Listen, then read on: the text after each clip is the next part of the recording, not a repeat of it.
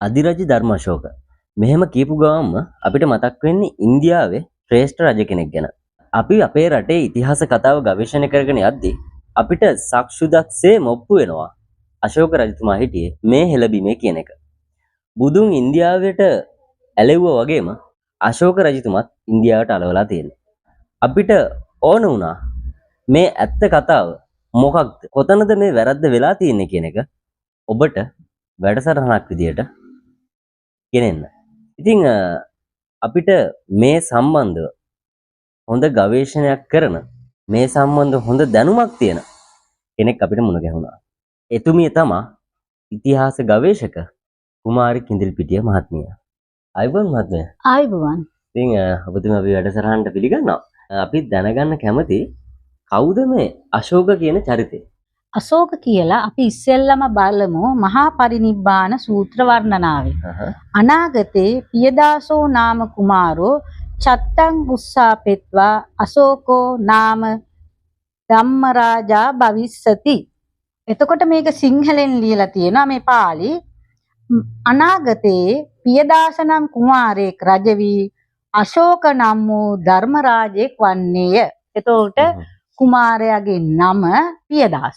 පියදාස. එතකොට තනතුරු නාමය රජ වෙනකොට ගත්ත තනතුරු නාමය තමයි ධර්මාශෝක. එහෙම නැත්නම් අශෝක ධර්ම රාජා. එහෙම නැතුව කුමාරයාගේ නම අශෝක නෙවෙයි. එතකොට අපි දැකලා තියෙනවා ඉන්දියාවේ මේ අශෝක ධර්ම රාජා කියලා චිත්‍රපටියක් තියෙනවා. ඒකේ කුමාරයාට කතා කරන්නේ අශෝක අශෝක අශෝක කියලා. එතකොට ඒගොල්ලෝ එහෙම කියන්නේ සැබවින්ම මේ මහා වංශයේ ඉන්න අශෝක චරිතය දන්නේ නැති නිසා. ඊළඟට අපි යොමු වෙමු තූප වංශයට. මේ තූප වංශයේ ගලගම පණ්ඩිත තරණංකර ස්වාමින් වහන්සේ ක්‍රිස්තු වර්ෂ 1955 ලියන ලද එක පොත. එහි තියෙනවා එන දවස පියදාස නම් රාජකුමාරයෙක් දවල චත්‍ර නංවා අශෝක නම් ධර්ම රාජයෙක් වෙයි. ඒ නිසා මම කියනවා දොන්නන් දොන් සිමොන්නන් සිමොන්. දොන් සිමොන් දෙකක් නෑ. මොකද ඉන්දියාවේ අශෝක රජුරෝ අශෝකයි කියන රජුරෝ රජ වෙනකොට ගත්තේ දෙවියන්ට ප්‍රිය වූ නමක්. නමුත් ඇත්තටම කුමාරයා ගන්නේ අශෝක ධර්ම රාජා. රජුරෝ තනතුරු නාම දෙකක් ගන්නෙ නෑ. ඒ හින්දා ඊළඟට මම කියන්නම් අශෝක චරිත 3ක් තියෙනවා. පොත් 3ක. ඔබ බලන්න මහා වංශයේ අශෝක. ඊළඟට බලන්න දිව්‍ය දානයේ අශෝක. ඊළඟට බලන්න එතකොට ගිරිලිපිවල ඉන්දියාවේ ගිරිලිපිවල සඳහන් කරන අශෝක. ඒ කියන්නේ ඔබතුමී කියන්නේ මේ අශෝක කියන චරිත 3ක් ඉන්නවා කියලා. ඔව් පොත් 3ක් ඉන්න තව මේ භවිෂ්‍ය පුරාණෙත් ඉන්නවා අශෝක කෙනෙක් මේ අමුතු අවියකින් ලක්ෂ ගාණක් මේ බෞද්ධයෝ මරපු.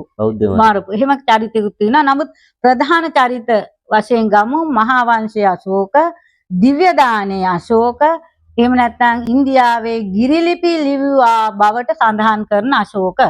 එතකොට අපි බැලුවොත් මේ මහා වංශයේ අශෝක රජ වෙන්නේ බුදුන් පිරිනිවි වසර 218කට පස්සේ. 218කට පස්සේ. ඒ කියන්නේ ක්‍රිස්තු පූර්ව 325යි.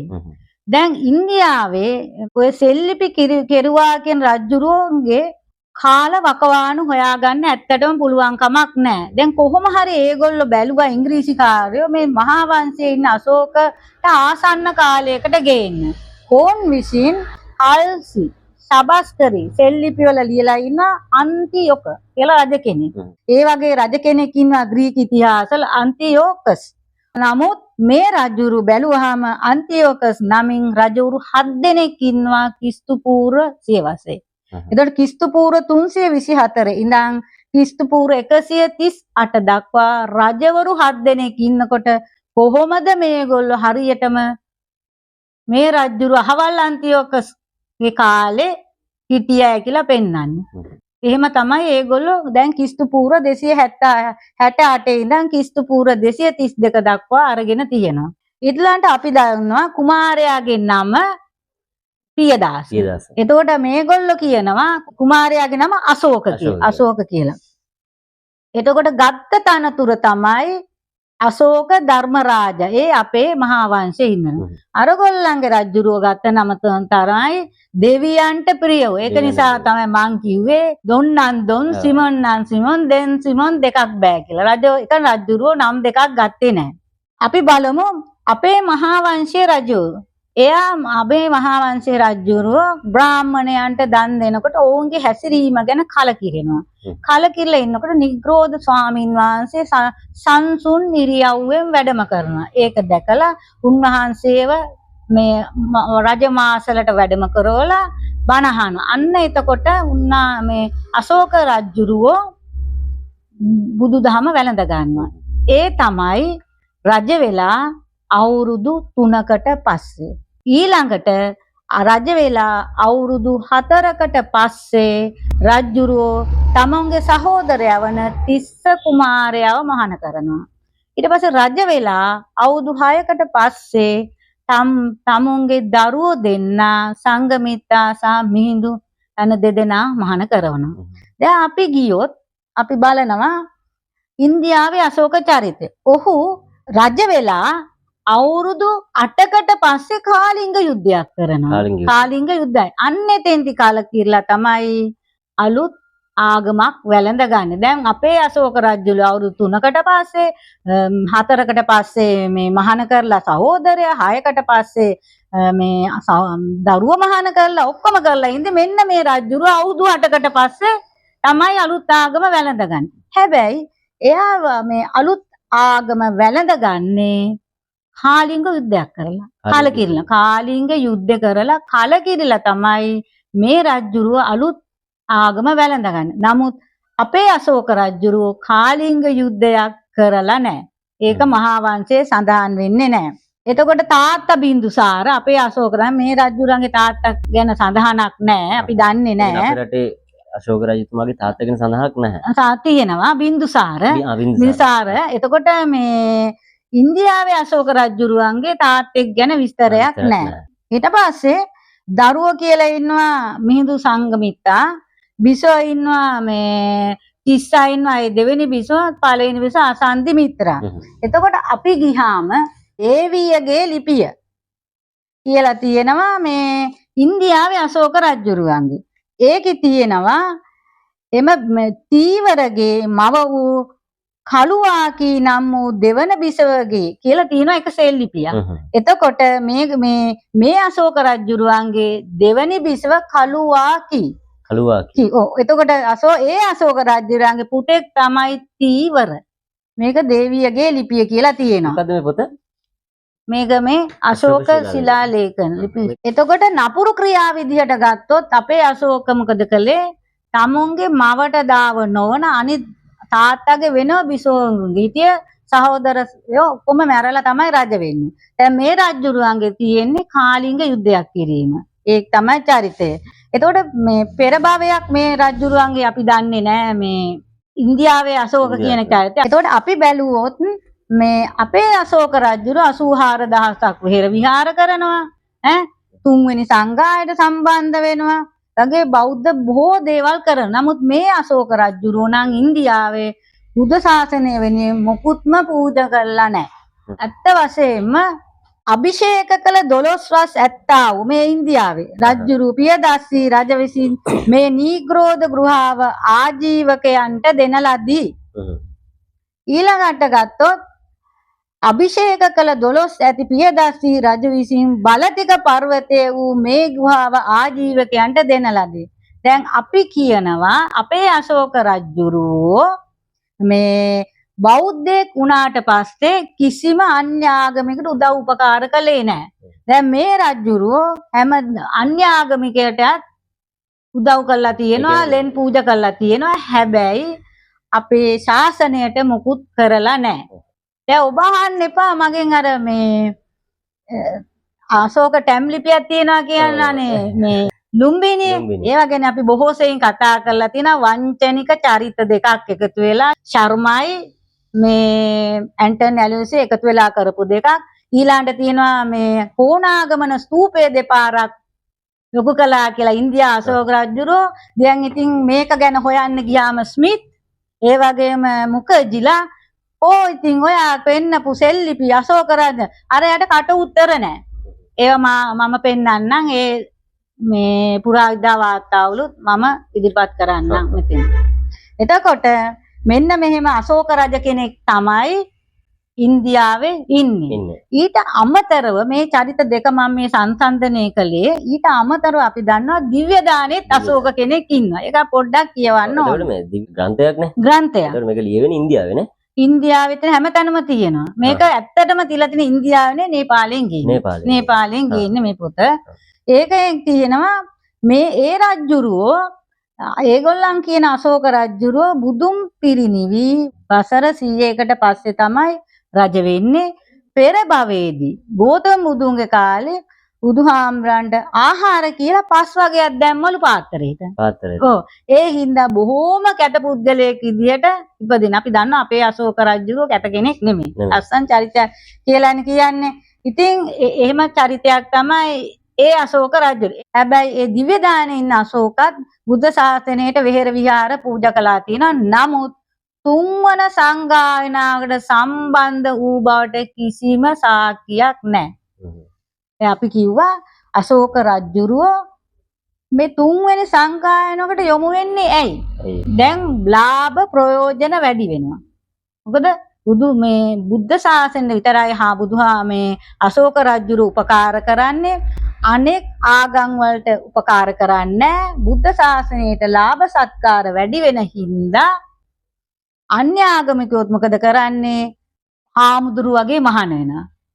මහාන වෙලා මොකද මේකේ මේ වෙන්නේ ශාසනයෙන් විනයෙන් පිරිහෙනවා. විනයෙන් පිරිහුණ නිසාවෙන්ම සිද්ධ වෙනවා තුන්වන සංගායනාවක් කරන්න. ඒ මොකද සැලකුවේ නැති හින්දා ලිංගගත අන්‍යාගමිකයෝ එන්නතන. නමුත් අපි බලමු ඉන්දියාවේ අශෝක ගැන. ඉන්දියාවේ අශෝක සියලුම මහාන බමුණන්ට දන් දෙනවා. එයා කියනවා මම කියන්නම් ගිරිලිපි 3ට යනවා. මව්පියන්ට සේවා කිරීම මැනවි. මිත්‍රයන්ට නාඳුනන්නට නෑදෑයන්ට බමුණන්ට හා මහණුන්ටද දන් දීම මැනවි. එහෙම කියනවා අය. ඒ වගේ ගිරිලිපි ගණනාවක් තියෙනවා. බමුණන්ටයි මහණුන්ටයි සෑම ආගමිකයන්ටම සලකන්න කියලා. මේ ගිරිලිපි ගණනාවක් තියෙනවා. එතකොට අපිට පේනවා මේ කියන අශෝක නෙමෙයි මහා වංශයේ අශෝක කියලා. ඒ කියන්නේ ඉන්දියාවේ හිටපු අශෝක ඒ රටේ තිබ්බ ආගම් ලොකු ප්‍රමාණයකට සෑම එකටම උදව් කරලා තියෙනවා. මේ ගිරිලිපි 13 තියෙනවා. එතකොට ගිරිලිපි 12 තියෙනවා. මේ හැම එකේම මේ ඒ විදිහට සඳහන් කරලා තියෙනවා. එතකොට අපි බලමු මහා වංශයේ අශෝක චරිතය කොහොමද ඉන්දියාවේ සෙල්ලිපි ලියපු අශෝක චරිතයට ඔබවන්නේ කියලා. ඉස්සෙල්ලාම අපි කියන්නම් මේ ටැම් ගැන වාර්තා වෙනවා 1807 ඒසියාටික් රිසර්චර්ස් කියලා තියෙනවා සංගරාවක්. ඒ සංගරාවට ලියනවා මේගොල්ලෝ රැස් වෙන අවුරුද්දකට සැරයක් සුද්ධෝ ඒ ආසියාතික සංගම රැස්වීම රැස් වෙනවා. ඒගොල්ලන්ගේ පළවෙනියම එන්නේ ඒසියාටික් රිසර්චර්ස්. ඒක 1807 මේ වාර්තාව 1809 ලිඛිතගත කරනවා. මේකේ තියෙනවා ජරසන්ද නම් රජුරෝ ඒගොල්ලෝ කියන්නේ ජරසන්ද රජුරෝ ටැම් හැදුවා. ඔහු මේ හදලා තිබෙච්ච ගැංගිස් වල ගවුට් වල හදපු එක මුසල්මානුවරු විනාශ කළාද? මේ ටැම් පුරාණ ටැම් මේ පෞරාණික ටැම් ගංගා ඒගොල්ලන්ගේ ගංගා නදිය පුරාම තිබුණා. එතකොට ඒ කාලේ සම්ප්‍රදාය වෙලා තියෙන ජරසන්ද රජුරුවන්ගේ ටැම් කියලා. එතකොට දැන් ග්‍රීකයෝ කියන්නේ ඉන්දුස් නිම්නේ යා පැත්තේ තමයි ඒ කට්ටිය හිටියේ. එතකොට ඒ කාලේ තිබ්බේ මේ පර්ෂියානු අධිරාජ්‍යයට ග්‍රීකයත් අයිති. එතකොට ඒවා හිටියේ ග්‍රීක ඉතිහාසඥයෝ කියනවා. ඒ ටැම් බචුස්ගේ ටැම් කියලාලු කියන්නේ. ඔන්න ග්‍රීකයෝ කියන්නේ බචුස්ගේ ටැම් කියලා. ඊළඟට මේ කතාව මෙහෙම තියෙනවා. මේ 1807 තමයි. එතකොට ඒ කාලේ කියන්නේ මේ ජනසන්ත රජුරුවන් කියලා. මිනිස්සු කියන්නේ සම්ප්‍රදාය එකයි. ඊට පස්සේ 1837 අපි යනවා. 1837 ජේම්ස් ප්‍රින්සෙස් නම් චරිතය කියනවා මෙන්න මෙහෙම. එතකොට ආසියාතික සංගම් රැස්වීමට එනවා ජූලි මාසයේ. මේ රැස්වීමට එනවා ජේම්ස් ප්‍රින්ස්. ඇවිල්ලා කියනවා It has been satisfactorily proved that the several pillars of Delhi, Allahabad, Matia, Radha were erected under the orders of King Devanam Piyadasi of Ceylon. එයා කියනවා ලංකාවේ දේවානම් පියතිස්ස රජුරවලු මේ සෙල්ලිපි කරලා තියෙනවා. ඉතින් දැන් ඒගොල්ලෝ දන්නවා දේවානම් පියතිස්ස රජුරෝ බෞද්ධයෙක් එච්ච කතාව දන්නවනේ දැන්.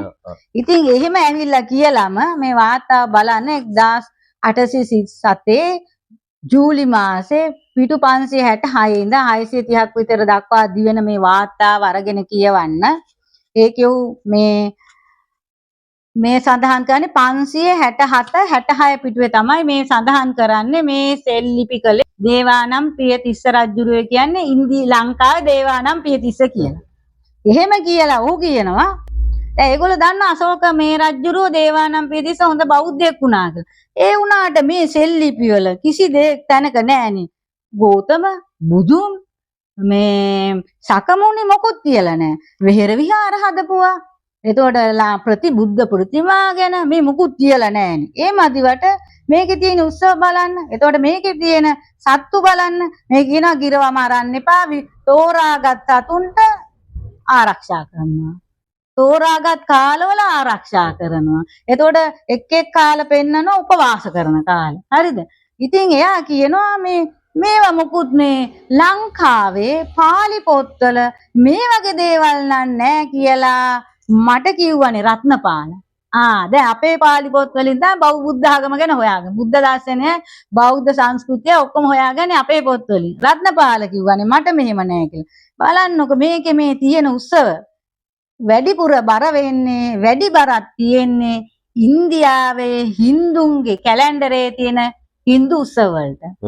එහෙම කෙනෙක්. එතකොට මේවා ඔක්කොම දැන තමයි මෙයා ඉන්නේ. ඔහොම ඉන්න අතර වාරේ මොහු එනවා 1837 දැන් ජූලි ගියා අගෝස්තු සැප්තැම්බර් 37 සැප්තැම්බර් මාසේ දැන් ඔන්න එනවා මේ ආසියාතික සංගමයට. ඇවිල්ලා කියනවා මම ගියානේ ලංකාවට. මම ලංකාවට ගියා. ලංකාවට ගිය වෙලාව සියමේ ඉඳන් ගෙනල්ලා තිබුණා මේ දීපවංශය. ඔන්න දීපවංශයේ එන්නේ සියමේ ඉඳලා. හොඳට මතක තියාගන්න සියමේ ඉඳලා දීපවංශය එනවා. මේකේ තියෙනවානේ මේ අශෝක රජුරවන්ට මේ පියදස්සි කියලා වාසගම සර්නේම් කියලා දාලා තියෙනවා. ඉතින් මේක මේ 790 පිට බලන්න මේ 1837 වාර්තා 790 සැප්තැම්බර් මාසේ 790 පිට බලන්න මම ආවනේ. ඉතින් මේ එදා ඉඳන් තමයි ඔන්න දැන් ඉන්දියාවේ අර ගිරිලිපි ලියපු රජුරෝ ලංකාවේ මහා වංශයේ අශෝක රජුරන්ට ඔබවන්නේ. දැන් පේනව නේද විස්තරේ? දැන් පේනව නේද විස්තරේ? ඉතින් අපි මුලින්ම කිව්වා චරිත තුනක්.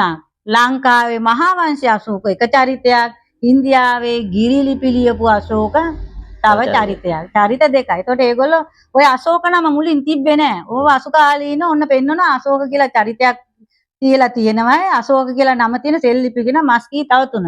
හැබැයි ඒකේ තියෙනවා දෙවියන්ට ප්‍රිය වූ අශෝකස. දැන් මං කියවනේ දොන්නන්දොන් සිමොන්නන් සමන් දැන් දෙකක් තියෙනවා. අශෝක ධර්මරාජක් තියෙනවා, දෙවියන්ට ප්‍රිය අන්තුරු දෙකක් තියෙනවා. ඒක වෙන්නත් බෑ. අනිත් එක මේ වගේ ලොකු රජ කෙනෙක් නිකන් රජ කියන වචනේ නැතුව සෙල්ලිපියක් ලියනවා. රජ කෙනෙක් මම ගුණදාස, මම ධම්මපාල එහෙම ලියන්නේ නැහැ සෙල්ලිපි කවදාවත්. එහෙම ලියන්නේ නැහැ. එහෙම මේ බාල්දු කළා තමයි. ඒගොල්ලන්ට අභිමානයක් තියෙනවා. ඕන් හැමතිස්සෙම ලියන්නේ රාජා. නැත්නම් ලාජා තියෙනවා සමහර සෙල්ලිපිද මම රජුරෝ කියලා කියන්නේ නැත්තම් මේ මොකද්ද මේ? දෙවියන්ට ප්‍රිය අශෝකස කෙනෙක් තමයි කියලා දැන් හැබැයි රජ කෙනෙක් නෙමෙයි. ඉතින් අපිට වැඩකුත් නැහැ. ඒක අශෝක උනත් නැත්තත් මොකද අපි දන්නවා අශෝක කුමාරයා දෙවියන්ට ප්‍රිය වූ නමක් ගත්තේ නැහැ. එහෙමනේ. අපේ ගත්තේ පියදාස කුමාරයා අශෝක ධර්මරාජා ගත්තේ. හින්දා අපට අදාළම නෑ ඒ කතාව. මේ මොකද මේ මේ වංචනික වැඩ මේ විදිය නිකන් අර දිව්‍ය දාන හිටිය රාජා මේ අශෝක රජුරුවයි මහාවංශී හිටිය අශෝක රජුරුවයි එතකොට ඉන්දියාවේ අර ගිරිලිපි ටැම් ලිපි අශෝක එකට එකතු කරලා අශෝක නම් සලාදයක් පළතුරු සලාදයක් තමයි දැන් හදාගෙන තියෙන්නේ. අද ඒක අපේ අද අධ්‍යාපනයත් ඔබලා ඒ අධ්‍යාපනයටත් මේ ඔබලා තියෙනවා. ඉතින් හිතා ගන්න බෑ අපේ හාමුදුරුවෝ පොතපත කියවන්නේ නෑ. ගවේෂණය කරන්නේ ඇත්තටම බැලුවම ගිහියෝ තමයි පොත් කියවනවා ගවේෂණය කරනවා විමසනවා බලනවා අර කාලාම් සූත්‍රය කියවයි ඔක්කොම කරනවා හැබැයි හාමුදුරුවෝ ගිරව් වගේ කටපාඩම් කරගෙන වමාරනවා. කරන්න දෙයක් නෑ. අපිට මේ වගේ භික්ෂු පරපුරක් කොහොම පහළ වුණාද කියලා මට හිතා ගන්න බෑ. මොකද අපිට ඉතිය මහා වීරෝදාර අති පූජනීය ධර්මදර විනයදර භික්ෂුන් වහන්සේලාගෙන් පිරිතිරි ගිය රටක උපන් රටට ගරහන එතකොට හීනමානයෙන් පෙළුණ කිසිම වෙලාවක ඉන්දියාවට වඩා අපි ශ්‍රේෂ්ඨයි කියන්න බෑ. අම්මෝ ආමුදුරෝ කුපිත වෙනවා. හරියට මේ ගැනෙන්ඩියාවේ භූමිතල් ගෑවගේ කුපිත වෙනවා. එහෙම වෙන්න බෑනේ නේද? කොහොමද මේ රටේ රාජ්‍ය නායකයන් අහනවා මේ විදියට හීනමානයෙන් පෙළුණු උපන් රටට ගරහන ලැජ්ජ කරන හැම තිස්සෙම අපි ඉන්දියාවට වඩා පහත් වෙන්න ඕනේ කියලා හිතන භික්ෂු පරපුරක් අපිට පහළුනේ කොහොමද කියලා මං අපේ රාජ්‍ය නායකයන්ගෙන් අහනවා. කුමාර කෙල්පිටිය මහත්මිය මේ අපි මේ දන්නවා මේ බුදුහාමුදුරුවෝ පිටදුන් බෝධියත් අශෝක රජතුමා වැන්දා කියන එක. ඉතින් මේවා සෙල්ලිපි වලින් පවා සඳහන් වෙනවා. ඒතර ඒකට ඔබතුමීට දෙන්න තියෙන උත්තරය මොකද්ද? ඔව් මම දන්නවා මේ සිල්ලිපිය ගිරිලිපි 8 කියලා තමයි සඳහන් වෙන්නේ. මේ ගිරිලිපි 8 කියන සෙල්ලිපිය ස්ථාන 5ක ලියවිලා තියෙනවා. එකක් මං කියන්නම් පළවෙනි එක ශබාස් ගරි. දෙවෙනි එක කල්සි. තුන්වෙනි එක ගිනාර්. හතරවෙනි ස්ථානයේ දවුලි. පස්වෙනි ස්ථානයේ ජගුදා. එතකොට අපි බලමු මේ සෙල්ලිපිය පුංචි වෙනස්කම් සහිතව තමයි තියෙන්නේ. එකම සෙල්ලිපිය පොඩි වෙනස්කම්. එතකොට අපි යමු මේ බෝධිය බලන්න ගියා කියන තැන කතාවට ශබාස් ගරි වල මේක ලියලා තියෙන නිකමිසය දිටෙන. නිකමිසය දිටෙන. ඊළඟට කල්සි වල තියෙනවා නිකමි තාම් සම්බොදිතෙන. ඊළාට අපි යනවා ගිනාර්. ඒකේ තියෙන්නේ මේක අයායම් බොදි මිටෙන. ඊට පස්සේ දවුලි වල තියෙනවා නිකමිසමි බොදි තෙන. එතකොට ජගුදා වල මේ සෙල්ලිපිය මේ කොටස මැකිලා තියෙන්නේ. එතකොට අපි බලමු මේකේ තේරුම මොනවද කියලා මුලින්ම දීලා තියෙන්නේ කවුද මේකට තේරුම? එකක් ප්‍රින්සෙප් දීලා තියෙනවා. මේකේ මුලින් ප්‍රින්සෙප්ුයි විල්සනුයි තමයි මේ දෙක මේ පරිවර්තනය කරලා තියෙන්නේ. කවුද මේ ඉතිහාස ගවේෂකයෝ දෙන්නේ? ඔව් ඉතිහාස ප්‍රසිද්ධ ගවේෂකයෝ දෙන්නේ. ඔය මං කිව්වේ ප්‍රින්සෙප් අර අපේ ශෝක චරිතය මේක මේ ඉන්දියාවේ චරිතයට ගෙනපු එක්කෙනානේ. ඔහුනේ ඉස්සෙල්ලාම කිව්වේ මේ දේවානම් පියතිස්ස රජුයි මේ සෙල්ලිපි කියලා අන්න එයා. මෙතෙන්දි කියනවා King Piyadasi having attained the 10th year of the anointment for the happiness of the wise hath festival of religion, and this same consists in visit to Brahmana and Shramanas. මේකේ තියෙන්නේ 70 වශයෙන්ම බෝධියක් බලන්න ගිය එකක් නෙවෙයි. බෝධියක් බලන්න ගියා නෙමෙයි. මෙයා ගිහින් තියෙන්නේ ශ්‍රමණයන්ට. එතකොට මේ බ්‍රාහ්මණයන්ට උපකාර කරන්න මේගොල්ලන්ගේ උත්සවයක් තියෙනවා. මේ ශ්‍රමණයන්ට බ්‍රාහ්මණයන්ට උදපොක අන්නේ උත්සවයට සහභාගී වුණා කියලා ප්‍රින්සෙප් ලියන. විල්සනුත් එහෙමම තමයි ලියලා තියෙන්නේ. ඒ කියන්නේ බෝධියක් බලන්න ගියා කියලා කිසි කෙනෙක් මුල් කාලේ සඳහන් වෙලා නැහැ. මේ අපේ හාමුදුරුවෝ බලන්නෙත් නැහැ. පුරාවිද්‍යාව බලන්නෙත් නැහැ. මේ පොත මම ගන්නෙ ඉන්දියාවේ පුරාවිද්‍යාවේ පියාවන ඇලෙක්සැන්ඩර් කනින්හැම් විසින් අශෝක සෙල්ලිපි සම්බන්ධයෙන් ලියන ලද කෝර්පුස් ඉන්ස්ක්‍රිප්ෂනම් ඉන්දිකාරම් කියන පොතේ වොලියුම් 1 එක ඇලෙක්සැන්ඩර් කනින්හැම්ගේ. මේක 1877 පොත. මේවා අපේ රටේ හාමුදුරුවරු දැකලත් නෑ. ඒ වගේම අපේ රටේ වික්ෂූන් වහන්සේලා කියවන්නත් නෑ. එතකොට මේ ගෙදර පිටුවේ මහත්මිය මේ මට ඇත්තටම දැනගන්න පුළුවන් දැන් මේ ඇලෙක්සැන්ඩර් කැනින්හම් මේක කතාවක් සඳහන් කරලා තියෙනවනේ. ඔව් එයා තමයි කියන්නේ අසවල් අය මේ විදිහට තමයි පරිවර්තනය කළා ප්‍රින්සෙස්. එතකොට මේකේ තියෙන බෘනොෆ් කියලා තව කෙනෙක් ඉන්නවා. එයා මේ පර්ෂියානු භාෂාවට හරවනකොට එයා හිතුවා මේ සම්බෝධියට ගියා මේ අශෝක රජු නිවන් අවබෝධ කරගත්තා වගේ. අන්න එහෙම කතාවක් දාලා. හැබැයි කිසිම කෙනෙක් බුදුන් වහන්සේ පිටදුන් බෝධිය බලන්න කියයි කියලා කිසිම කෙනෙක් සඳහන් කරලා නැහැ. මේ මෑත යුගයේදී ඉන්දියානුවන් විසින්ම කරන ලද ප්‍රෝඩම් මේකට උත්තර දෙන්න ඕනේ ඉන්දියානුවන්. නමුත් නැහෙම නැතුව කිසිම කෙනෙක් පුරාතනයේ මේ බෝධිය බලන්න ගිය කතාවක් පරිවර්තනය කරලා දඳාන් කරලා නැහැ. හරි මම ඉතින් අහන්න ගිහපු මේ ප්‍රශ්නකට ඔබතුමී උත්තරේ මට දුන්නා. ඔය කියන විදිහට අපි දන්නේ අශෝක කියන චරිතේ බෞද්ධ රජ කෙනෙක්. බෞද්ධ උපාසකෙක් වුණා කියලා සෙල්ලිපි තියෙනවා. එතකොට අතරම මේ බෞද්ධ කෙනෙක් නෙමෙයිද? ඒ සෙල්ලිපි ගැන මම කියන්නම්.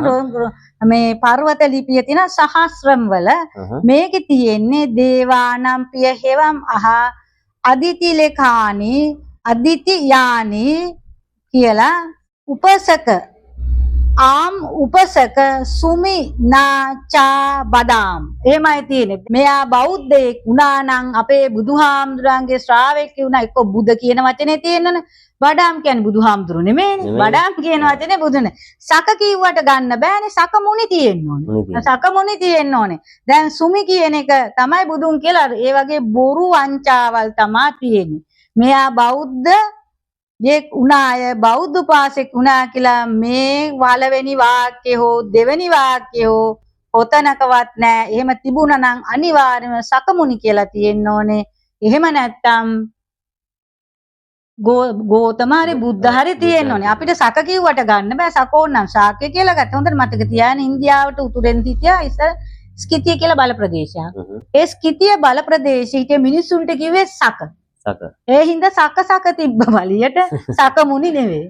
ඒක හරි. සක තිබ්බට සක මුනි නෙමෙයි. ඊට පස්සේ අපි යන බයිරාට්. රූපනාථ එළියෙත් එහෙමයි. ඒකෙත් තියෙන්නේ දේවානම්පි සාති ලේඛානි වසනම් යා හක උපසක. එතනනේ හක උපසක. හක උපසක බදාම්. ඉතින් හක උපසක කිව්වම මොකද ඒකේ තේරුම? බඩාම් කියන්නේ බුදුහාමුදුරුවෝ. මේ ආදේශ කරලා තියෙන බඩාම් කියන්නේ හක කියන්නේ මොකද? එහෙම මම ඒකයි කිව්වේ එක්ක සකමුනි තියෙන්න ඕනේ, එක්ක බුද තියෙන්න ඕනේ, එක්ක ගෝතම බුදුන් මොකක් හරි තියෙන්නේ නැහැ. ඒකයි මම හක සක කිව්වට ඒවා බුදුන් කියලාවත් ශාක්‍ය මුනි කියලාවත් අපිට ගන්න පුළුවන් කමක් නැහැ. ඒ හින්දා කරුණා කරලා බුද්ධියක් තියන මිනිසෙකුට විමසන්න බලන්න හොයන්න. නිකන් කවුරුවත් සෙල්ලිපියක් පරිවර්තනය කරලා තිබ්බට මේක මේ හක සක කිව්වට ඒවා ගණන් ගන්න බෑ. ඒක වෙන්න බෑනේ. මොකද මේ මිනිස්සුත් මේ පුරාවිද්‍යාඥයෝනේ ඔක්කොම මේ හිටපු හමුදා නිලධාරීන්. පුරාවිද්‍යාඥයෝ. එතකොට මේ අපි බැලුවා මේ පියා කියන පුරාවිද්‍යාවේ ඉන්දියාවේ පුරාවිද්‍යා පියා කියනවා. එයා ඉස්සර නර්ස් කෙනෙක්. නර්ස් කෙනෙක් වෙලා ඉඳලා ඇලෙක්සැන්ඩර් කන්නිහම් නර්ස් කෙනෙක් වෙලා ඉඳලා එතකොට බැඳෙනවා අමුදාවට. එතනින් කෙනෙකුට හම්බ වෙනවා මේ රත්තරන් කාසි සාහිත්‍යයක් ගවේෂණය කළ හම්බුණා. එදා ඉඳන් තමයි යාට ආස හිතෙන්නේ කැනීම් කරන්න. මේගොල්ල පුරාවස්තු මංකොල්ල කරනවා අපි ඉතිහාසය හොයනවා කියලා. ඉතිහාසය හොයනවා. එතකොට මිනිස්සුන්ට ප්‍රශ්නකුත් නැහැනේ. අපි උඹලගේ ඉතිහාසය වෙනවා කියේ පුරාවිද්‍යාව මංකොල්ල කරනවා. පුරාවිද්‍යාවට මංකොල්ල කරනවා. මෙයාලා කරන්නේ ඉතිහාස විකෘතියක්ම තමයි ලොකුටම කරලා තියෙන්නේ. අනිවාර්යයෙන්ම ඉතිහාසය විකෘති කරනවා. හාරන්න ඉතින් මොකක් හරි බිම හාරන්න කනින්නත් මොකක් හරි බොරුවකුත් එපා. අපි ඉතිහාසය හොයනවා. එච්චර තමයි එහෙම කියන්නේ. ඉතින් ඒක තමයි මම කියන්නේ මේවා මේ බොරුවට කවුරු හරි ලිව්වට මේවා මේ මහා පුරාවිද්‍යාඥයෝ කියලා දැන් මේ ළඟදි තාමදුරු කෙනෙක් කිව්වනේ. මේ අපේ අනුනායක හාමුදුරුවෝ මේ ළඟදිපත් වෙච්ච මේ අස්කිරේ කිව්වනේ මේ බුදුහාමුදුරු ලංකාවේ කියලා පිරිසක් කියනවා අය. මේ ඒවා මේ යුරෝපයේ විද්‍යාඥයෝ හොයලාලු තියෙන්නේ. දැන් එක කොටසක් ඉන්න ලංකාවේ බුදුහාමුදුරු ඉපදුණයි කියලා කියාගෙන යනවා රට පුරා. දෙයි හැමතුනේ මෙච්චර මුළු ලෝකයක් පිළිගත්ත පුරාවිද්‍යාත්මක සාක්ෂි සාධක තියෙන නේද? අපි මේ රටේ නෙමෙයි කනින්හැම් වැනි යුරෝපා ජාතිකයන් ඇවිල්ලා තමයි ඉන්දියාවේ පරීක්ෂණ කරලා තියෙන්නේ. ක්‍රිස්තුපූර්ව 3 වෙනි සියවසේ සෙල්ලිපි බ්‍රාහ්මීය අක්ෂර වලින් තියෙනවා. බුදුහාමුදුරු ඉපදිච්ච තැන ලියලා. අපි මේ දෙසා බලනවා අපේ හාමුදුරුවම අර විදියට. දැන් යුරෝපයේ විද්‍යාඥයෝ හෙව්වාම ඔක්කොම පිළිගන්න ඕනේ. දැන් බුදුහාමුදුරු කාලාම සූත්‍රය ඕකද කිව්වේ? ඔන්න අපි විතරයි දන්නේ. කාලාම සූත්‍රෙ මේ ගීයන්ට කියලා තියෙනවා. ඔව් ඇත්තටම දැන් මේ අද ඊවරේ දානේ ලොකු පිරිසක් මේ ඇත්ත කතාව සමාජයට දෙන්නදී ප්‍රශ්නයක් තියෙන්නේ. ඔව් ඇත්ත කතාව මේ ඒ කට්ටිය නොදන්නවා වගේ හිටියට දන්නවා ඒ කට්ටිය. දන්නවා බොරු කියන්නේ. ඒකනේ මං කිව්වේ දැන බොරු කිවීම මොකද්ද විනය පිටය? පචිතනම් ඇවත වේ කියලා කියනවානේ. ආමුදුරෝ බොරු කියන්නේ දැනමයි. අපි දන්නවා චීන ජාතික භික්ෂුන් වහන්සේ හියුන්සියන් එනවා මේ බුද්ධ දේශයට. ඒ බුද්ධ දේශයට ඇහිලා දැක්කයි කියනවා මොනවද? හැම් දැක්කලු අශෝකට හැම් දැක්කලු. එතකොට අපි බලමු මේ අශෝක කුළුණු මොනවද? මේගොල්ලන්ගේ අශෝක කුළුණු මොනවද? ඔන්න අපි ඉස්සෙල්ලාම යනවා හියුන්සාන් වාතේ පළවෙනි පොත, පළවෙනි වෙලුම. ඒකේ පළවෙනි පොතේ මේකට කියනවා Buddhist Records of the Western World මේ සැමුවෙල් බීල්ගේ පොත. එයා තමයි මේ ඉංග්‍රීසියට පරිවර්තනය කරපු එක්කෙනා. එතකොට මේකේ පිටුව 203 204 තියෙනවා සංකස්සේ තියෙනවලු කුළුණක්. ඒකේ සිංහෙක් ඉන්නවලු මුදුනේ 4 පැතිවල මූර්ති තියෙනවලු. දැන් මේ සම්බන්ධයෙන් කියන පාහියන් භික්ෂුව මේ ඊට වසර 200කට පැමිණෙන පාහියන් භික්ෂුව කියනවා මේකේ බුද්ධ රූප තිබුණා කියලා. දැන් ඉන්දියාවේ තියෙන සංකස්සේ බුද්ධ රූපද තියෙන්නේ 4 පැත්තේ? නෑනේ. එතකොට වැරදි. ඊළඟට කියනවා තව එකක් තියෙනවා ඊළඟට එනවා දෙවෙනි වෙලුමට අපි දැන් එනවා මේ පොත පළවෙනි පොත මේ දෙවෙනි පොත සැමුවෙල් බීල්ගේ. ඒකයි Buddhist Records of the Western World දෙවෙනි පෙළුම මේ හියුන්සාන් කතා වස්තුවේ. ඒකේ තියෙනවා ජේතවනාරාම විහාර පියුසුමේ වම් කුළුණේ පහළ චක්‍රයක් තියෙනවා දකුණු පස කුළුණේ ගවේකුගේ රුවත්. එහෙම ඒවත් හම්බුන්නේ නැහනේ ඉන්දියාවේ. නෑ. ඊට පස්සේ තියෙනවා 18 පිටුව 18 කකුසද බුදුන්ගේ ධාතු තැන්පත් කළ ස්තූපය අසල සිංහෙකුගේ කුළුණ උඩ තනවා තිබේ සෙල්ලිපියක් නොමැත. එහෙම සිල්ලිපි නැහැ නේ නෑ. එතකොට ඊළඟට කොණාගම බුදුන්ගේ ධාතු තැන්පත් කළ ස්තූපය අසල සිංහයෙකු කුළුණ උඩ තිබේ. හැබැයි ඒකේ සෙල්ලිපියක් නැහැ. දැන් අර කොණාගමන ලොකු කළා කියලා සෙල්ලිපි තියෙනවා කියවනේ. හැබැයි සෙල්ලිපියක් නැහැ. ඇන්ටනැලියස් කියවනේ ආම කොණාගමන ස්තූපේ දෙවරක් ලොකු කළා කියලා සෙල්ලිපි එහෙම එකක් නැහැ සෙල්ලිපියක් නැහැ. යුන්සාන් දැකපු එකේ සෙල්ලිපියක් නැහැ. ඊළඟට තියෙනවා ගෞතම බුදුන් ස්ථානයේ පැහැදිලිවම තියෙනවා සෙල්ලිපියක් නැහැ. යුන්සාන් දැකපු එකේ සෙල්ලිපි නැහැ. ඊළඟට තියෙනවා වෙස්ටර්න් පිටුව 40. ගෞතම බුදුන්ගේ ධාතු බෙදා දුන් ස්ථානයේ ඔන්න ධාතු බෙදා දුන් බවට විස්තරය සඳහන් කළ සෙල්ලිපියක් තියෙනවා. එහෙම එකක් තියනවද? නැහැ. එතන තියෙන වෙන එකක්. වෙන එකක්. ඊළඟට තියෙනවා වාරණ ගඟේ බටහිර පස බුදුන්ගේ රුවක් තියෙන ඡායාවක් තියෙන එකක් තියෙනවා. එහෙම ඒවා නැහැ. බුද්ධ රූප තියෙනව නැහැ නේ ඉන්දියාවේ. නැහැ. ඊට පස්සේ බුදුන්ගේ ප්‍රථම ධර්ම දේශනාව සිදු වූ ස්ථානයේ පිටුව 46 Western Records of the Western World එකේ වොලියුම් 2 මෙහි බිත්ති දිලිසේ ආලෝකයේ දීප්තිමත් වේ. ඒකේ තෙල්ලිපි නැහැ. දැන් තෙල්ලිපි නැති ඒවා තියෙන්නේ. එතකොට නාරායන දේව පන්සල ගැන තියෙන පිටුව 64 Buddhist Records of the Western World volume 2. ඒකේ තියෙනවා අමනුෂ්‍ය දමනය කළා කියලා ලියලා තියෙනවා. දැන් එහෙම සෙල්ලිපි තියනවාද ඉන්දියාවේ? නෑ. එහෙම නෑ. ඊළඟට අපි පිටුව 67 දෙවෙනි පොත Buddhist Records of the Western World volume 2 බුදුන්ගේ ධාතු තැන්පත් කර විශාලාවේ රජු විසින් කරන ලද ස්තූපයට වයඹින් සිංහෙකුගේ කුළුණක් සිංහෙක් ඉන්නවලු ඒකේ සෙල්ලිපි නෑ. ඔයගේ තෙල්ලිපි නෑ. ඊළඟට කියනවා පාටලී නගරේ අශෝක රජුගේ මාලිගාවට උතරින් වදකාගාරයක් ඇදුවා කියනවා. අන්න ඒකේ තියනලු මේ අශෝක කුළුණක් සිංහෙක්. හැබැයි ඒකේ තෙල්ලිපියක් නෑ. ඊට පස්සේ කියනවා පාටලී නගරේ සිරිපතුල් පිහිටි විහාරයක් තියෙන අශෝක රජු විසින් සිය ආභරණ ධනය ඇතුළු මුළු ජම්බු ද්වීපයේ බුද්ධ ධම්ම සංඝ යන ත්‍රිවිධ රත්නයට තෙවරා පූජා කළ බවට සෙල්ලිපියක් කුළුණේ තියෙනවා. එහෙම සෙල්ලිපි තියනවද ඉන්දියාවේ? නෑනේ. අපේ රජවරු තමයි ගාමිණී අපේ රජවරු තමයි බුද්ධ ධම්ම සංඝ රත්නේ ජම්බු ද්වීපේ පූජා කළේ. තමුන්ගේ රට පූජා කළේ අපේ රජවරු. එහෙම සංස්කෘතියත් අපිට ඉන්දියාවේ කොහෙන් හරි පෙන්වන්නකො රජ කෙනෙක් බුද්ධ ධම්ම සංඝ කියන අයට මේ ඉන්දියාව පූජා කළා කියන. කවදාවත් නැහැ.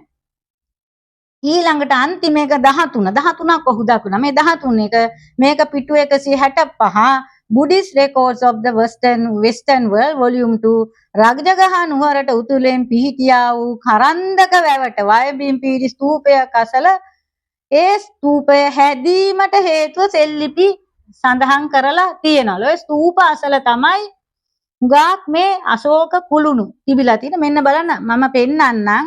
මේක මං අපේ රටේ ස්තූප අසල මේ තියෙන කුළුණු වල අශෝක සිංහ රූප සිංහ ඒවා තියෙනවා. මේක අනුරාධපුරේ ටිකත් අපිට බලන්න තියෙනවා. ඒ තියෙන්නේ අපේ රටේ තමයි එවැනි සිංහ කුළුණු තියෙන්නේ. එතකොට ඊටාම පැහැදිලි. දැන් ඉන්දියාවේ බලමුකෝ ටැම් ලිපි වල මොනවද තියෙන්නේ කියලා. ඔය කියන ඒවා තියෙන්නේ අභිෂේක කළ සුදුස්වාස ඇති දෙවියන්ට ප්‍රිය වූ ප්‍රියදාසී රජු මොනවද කියලා තියෙන්නේ. ටැම් ලිපිය දෙවියන්ට ප්‍රිය වූ ප්‍රියදාසී රජු මෙසේ කියයි ගත වූ කාලේ යම් රජ කෙනෙක් වූවා උද නම් ඔහු මෙසේ කැමති වූ එනම් කෙසේනම් ජනයා ධර්මයේ වැඩිවීමක් වැඩෙන්නේද කියාය. ඒ සෙල් ටැම් ලිපි වල තියෙන එවැනි වූ කතා. මේ තියෙන්නේ තවත් ටැම් ලිපි වල සම්පූර්ණයෙන්ම තියෙන සතෝද දෙමව්පියන්ට සලකන්න එහෙම නැත්නම් මහාන බමුණන්ට දන් දෙන්න ඔන්නෝව තමයි මේ ටැම් ලිපි වල අරවා නෙමෙයි. එතකොට යුන්සාන් හාමුදුරු දුටු ටැම් ලිපිත් අශෝක කුළුණුත් ඉන්දියාවේ තියෙන අශෝක කුළුණුත් සම්පූර්ණයෙන්ම වෙනස්. ඉතින් දිව්‍යයන්ට වූ පියදාසී රජු මෙසේ කියයි මව්සින් මේ යහපත් කරන ලැබයි කියා ජනයා තමන්ගේ සත්ක්‍රියාවම දකි. මිනිසයා මේ පාපය මවසින් කරන ලැබයි කියා තමාගේ පාපය නොදකි. ඔන්නවා තමයි තියෙන්නේ. තව එක දෙපාසියුපා සතුන් විශේෂ පක්ෂීන් මත්ස්‍යයන් විශේෂිත ජීවදානයේ දක්වන්නා වූ විවිධ අනුග්‍රහයන් මා විසින් කළේ ටැම් ලිපි 2. අර දැන් මම එවල කිව්වේ ටැම් ලිපිද මේ වගේ ටැම් පුරාම තියෙන්නේ විවිධ කරුණු. අර මේ දැකපුවා නේ දැන් වැඩි හරියක් ටැම් ලිපි නැහැ. ඒවා ලිපි ලියලා නැහැ. තියෙනවා නම් තියෙන එක්කෝ මේ බුද්ධ ධම්ම සංඝායනික පූජාවක් එහෙම නැත්නම් සිදු බුද්ධ ශාසනය සම්බන්ධ සිදු කාර්යයක් ගැන. එතකොට පැහැදිලි මේ පාහියන් හාමුදුරුවෝ සහ එව්සියාන් හාමුදුරුවෝ බුද්ධ දේශය හොයාගෙන ආවේ මේ හෙළවීමට. අනිවාර්යයෙන්ම හෙළවීමට.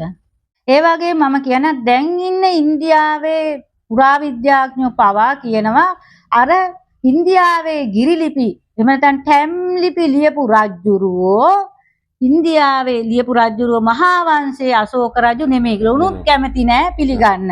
ඉන්දියාවේ ඉන්න මේ වීජී රාමචන්ද්‍රන් මහත්තයා 1982 මැඩ්‍රාස් වල පැවතු පැරණි ශිෂ්ටාචාර ගවේෂණය ඒ කියන්නේ a peep into the past history 1982 කරන ලද ප්‍රකාශයේ වීජී රාමචන්ද්‍රන් තේන මේ ලංකාවේ අශෝකයි මේක දෙන්නේ කියලා. ඒක පිළිගන්න බෑ කියලා. ඒ වගේම තමයි අපි දන්න ડોક્ટર සුබ්‍රමණියම් ස්වාමී හරි ප්‍රසිද්ධයි ඉතිහාසයේ ඉතිහාස ගවේෂක.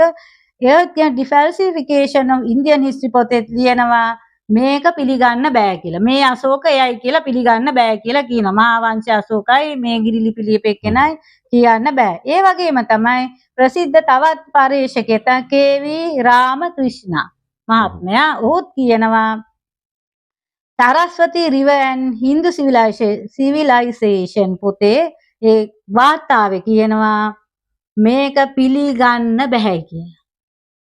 මේ වාර්තාවල කියනවා පැහැදිලිවම ඒ අශෝකයි මේ අශෝකයි එක්කෙනෙක් කියලා පිළිගන්න බෑ. ඒවත් අදත් ඉන්න බුද්ධිමත් මිනිස්සු. ඒගොල්ලෝ කැමති නෑ එම වංචනිකව මේ වෙන රටවල හිටිය රජවරු මේ තමුන්ගට ආදේශ කළා තමුන්ගේ ඉතිහාසය විකෘති කරලා. අපේ රටේ කට්ටිය ඉස්මුදුනෙම පිළිගන්නවා. අපේ රටේ මිනිස්සු ඉස්මුදුනෙම පිළිගන්නවා. ඊට පස්සේ තියෙනවා මේ අර සාංචි ස්තූපේ මේ අශෝක බෝධිය අරගෙන යනවා ඒවා මේවා පෙන්නනවානේ. අපිට ගන්නන්නේ ඕ අනේ මතක තියාගන්න මේ වැසතුරුක කියන්නේ හින්දුන්ගේ ඒ වගේම තමයි බෞද්ධයන්ගේ ඒ වගේම ජෛනයන්ගේ පූජනීය ශාකය. ඒකින්ද මුලින් මේ ඒවට අහු වෙන්න එපා. අනිත් එක තමයි අශෝක රජුරුව බුදු බෝධිය බලන්න ගියා කියලා අපිට පෙන්නනවා මේ ස්ටූල් එකක් උඩ තියෙන මේ පොඩි ශාකයක්. හරිද? ඉතින් අශෝක බුදුහාමුදුර බුදුනේ ස්ටූල් එකක් උඩ තියාගේ පුතෝ මේ පෝච්චියක තිබිච්ච ගහක් යට නෙමෙයිනේ. එහෙනම් මේ වගේ වංචනික වැඩවලට කවුරු රැවටුණත් අපි නම් කැමති නෑ මේ වගේ විහිළු වලට රැවටෙන්න. හැබැයි මේකෙන් වෙන්නේ අපේ මේ ඉන්න මේ ඊළඟ ජෙනරේෂන් එක ඇඳෙන එක වෙන්නේ. ඔව් මං හිතනවා මේ ඊළඟ ජෙනරේෂන් එක රැවටෙන එකක් නෑ කියලා. දැන් හරි බුද්ධිමත්. ඔය කියන විදිහට පිළිගන්නේ අද බලන්න ළමයි ඉතිහාසය හොයන ඇති. නේද? අද තරුණ පරපුර ඇත්ත ඉතිහාසය හොයාගෙන යනවා. ඔය අපේ සුද්දාගේ කාලේ හෝ ඊට පස්සේ ඉපදිච්ච ආසන්න ඉපදිච්ච අය වගේ මේ අන්ධ විශ්වාසයෙන් ඒව පිළිගන්නේ නැහැ කවුරුත්. නේද? අද සෑහෙන පිරිසක් ඉතිහාසය හොයනවා. එහෙනම් ඉස්සරහදී මේ වගේ බොරුකාරයන්ට රැවටිච්ච මෙහීනමානයෙන් පෙළෙන වහල් මානසිකත්වයෙන් පෙළෙන මිනිස්සු අනාගතේ ඇත්තටම එන්නේ නැහැ. ඒ අය බිහි වෙන්නේ නැහැ.